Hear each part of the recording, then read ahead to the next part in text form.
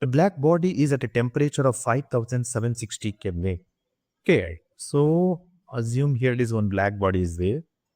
This temperature of the black body is 5760 Kelvin. That means this black body will produce the maximum radiation. This will produce the maximum radiation in all the different directions. Okay, maximum radiation. And that case, the temperature is T is equal to 5760 Kelvin.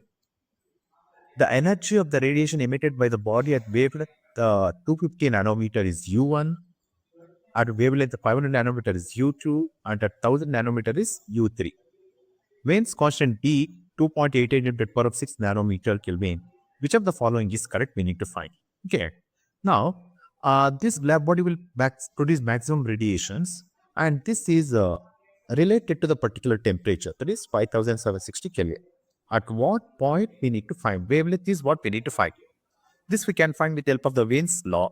That is, the temperature is inversely proportional to the wavelength, that is lambda maximum.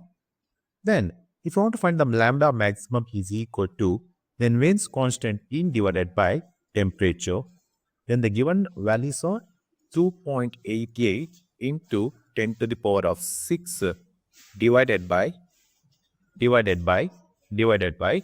5760 Kelvin. Then if I'm going to simplify, I'm getting the answer 500 nanometer. That means the wavelength is 500 nanometer, means that is the wavelength is U2. Then by seeing the graph here, at U2 it produces the maximum temperature 5760 Kelvin. And a little bit behind the 250, you will get the answer, that is U1. And 1000 nanometer will get the value, that is U3. Right. Then we can say here the U2 is greater than U1, and again it is greater than the temperature. It is greater than U3. Then we can following option, U2 is greater than U1. Option T is the right answer.